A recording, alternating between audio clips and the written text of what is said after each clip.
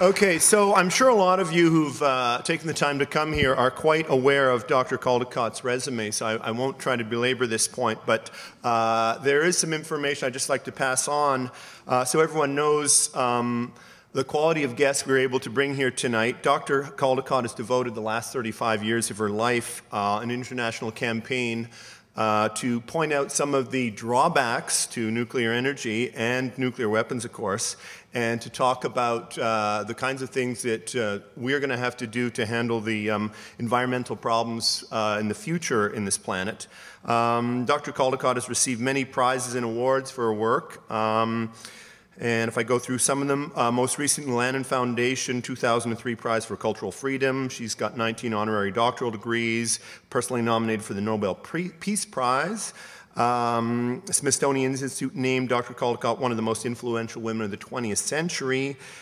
She's written numerous publications, authored 7 books, including New Nuclear Danger, Nuclear Power Not the Answer to Global Warming or Anything, and War in Heaven. Okay, she's also been, a lot of you know her for her films, 2 very well-known ones from the 80s, 8 Minutes to Midnight in 1981, that got an Academy Award nomination, and If You Love This Planet in 1982 that won an Academy Award, and now more recently, she's been the recipient of the Australian Film Institute Award for Best Direction, or the film did, Helen's War, Portrait of Dissent. So, we could go on and on with more details, but I think most of you are here to listen to Helen, so without any further ado, please give me a warm round of applause. Thanks, Sheila, for bringing up the whiteboard.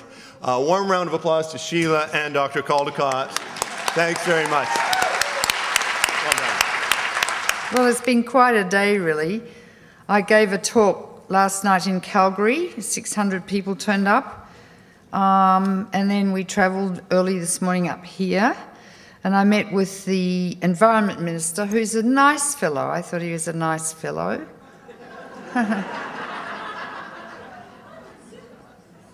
You've got a bit of work to do with him. And then, to cap it all off, we met with the Minister for Energy. Oh my God. He sat rather passively as I walked him through the medical effects of the nuclear fuel cycle, which I'll be doing with you shortly. And I thought, well, he's probably taking it all in. But when we started question time and he didn't have many questions, I realised that actually he was a bit like Ronald Reagan without the charm.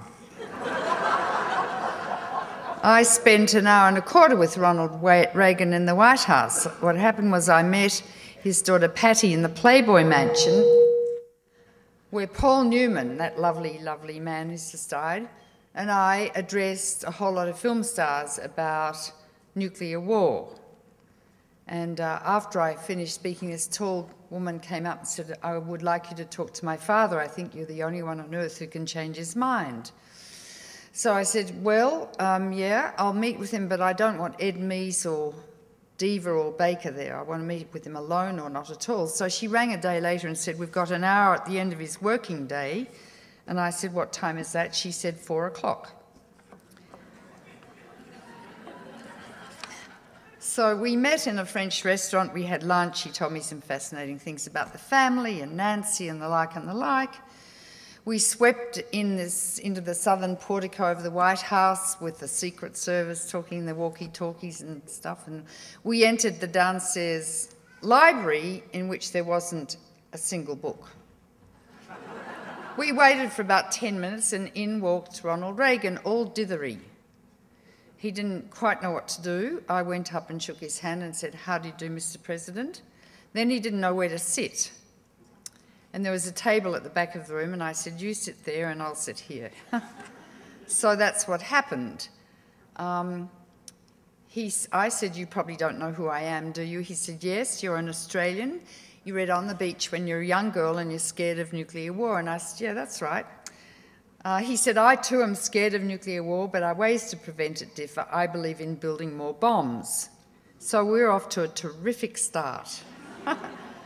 I just finished writing Missile Envy, which actually all the Pentagon generals hated because of the title, but in fact they all had a copy on their bookshelves, so I hear. Anyway, so we started talking about facts and figures and technology and numbers of bombs and CIA committees, and he didn't know any of it, rather like your Minister for Energy, who didn't even know Duke Power wanted to build 4 reactors at Peace River. Didn't know that. Didn't know it. Every time Reagan would make an incorrect statement, I'd stop him and correct him. And remember when he used to get flustered and anxious, he used to get what we call a malar flush. You get that when you've got mitral incompetence. Anyway, he'd flush, and I held his hand. So for at least half the time of that hour and a quarter, I held his hand to reassure him. And I actually established a doctor-patient relationship. Because, you know, and I assess his IQ as one does when you have a patient to make sure they put their suppository in at the right time and take the right number of drugs and they understand what they're meant to do. His IQ was about 100, average. I would say that applied to your present Minister for Energy. He was a nice old man. I mean, he would have been great as a chicken farmer, but as president, it wasn't quite appropriate. It was funny because I thought I had absolutely no influence at all upon him. But after that, sometime after, he started saying nuclear war must never be fought and can never be won. And he actually started working with Gorbachev. The fact that we'd mobilised 80% of Americans to be opposed to the concept of nuclear war helped a little, I think. And together, actually, they brought an end to the Cold War. So what I'm really saying is you never know what impact you're having at the time, and you think you're going to have one impact and something else occurs. So I find politicians particularly difficult at this time in the Earth's history, because you are sitting on a huge reservoir of oil, gas, coal, tar sands.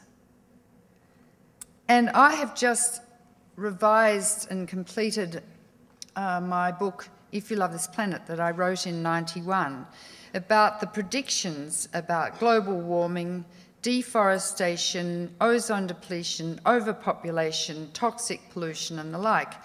And everything that I had predicted from the scientific literature has come to pass.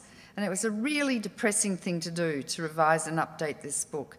And I felt like calling it, I Told You So. And I always think when I've written a book, by God, everyone will read it. That'll fix the problem. What I found out when I read the literature in the IPCC report, the International Panel on Climate Change, and James Hansen's work, who is the godfather of global warming, who works at the Goddard Space Center in NASA in New York, is that we are almost beyond the tipping point for absolutely disastrous climatic consequences. And it seems to me that there isn't a politician in the world, except maybe Hermann Scheer in Germany, and Zapatero, who's the Prime Minister of Spain, who I know, who really understands the issue. And as your lovely David Suzuki said, he did a survey and found that less than 3% of your politicians are scientifically literate. Now, it's not appropriate to have people who are businessmen as a Minister for Energy today when the Earth is in the intensive care unit, acutely, clinically ill.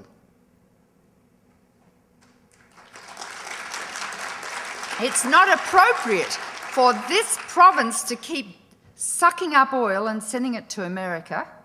So you're really the 51st state of the United States of America, aren't you? Why are you? Haven't you got any pride? You know what they do with it? They put it in their SUVs and their Hummers and drive around. Drive their little girls to ballet in their SUVs. You have to stop. You have to stop getting the oil out. You have to stop mining coal. And as James Hansen says, we're almost beyond the tipping point. So what is happening now? The Arctic ice cap is melting. It's thinner this year than it's ever been in the summer. It is predicted possibly by 2010 there will be none in the summer. Now, the Arctic ice cap serves a very useful purpose. The white light comes in from the sun and gets reflected back into space.